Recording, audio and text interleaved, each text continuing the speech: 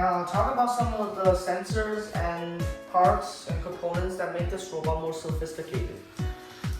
First of all, we have these two horns-like components.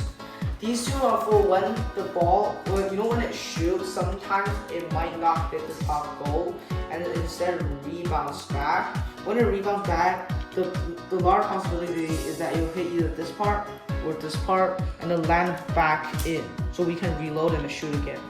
It also really helps us in the conveyor, in which when the conveyor goes up, sometimes the ball might accidentally drift to the left or to the right, thus making it not going to the goal wall. And we have a space here just to make sure that it doesn't pass into the goal wall and then result in a DQ.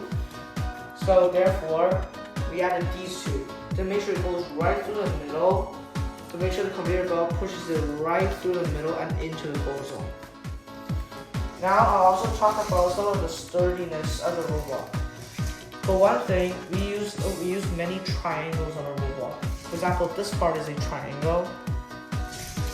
The other side is also a triangle, and the front part is also technically a triangular shape.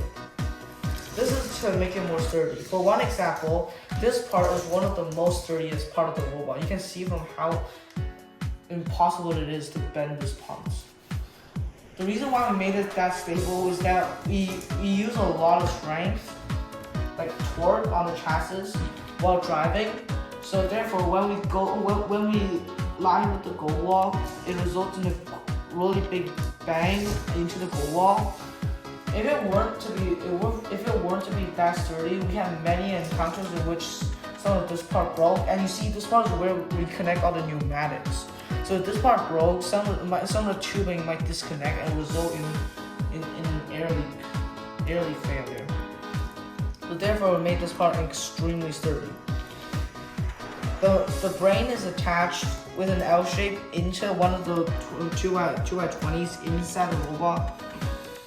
And then there's also this part in which it attaches the robot, the brain correctly onto one of these two locations, because these two are 2x11, so it's quite hard to attach them right on, so we used an angular beam.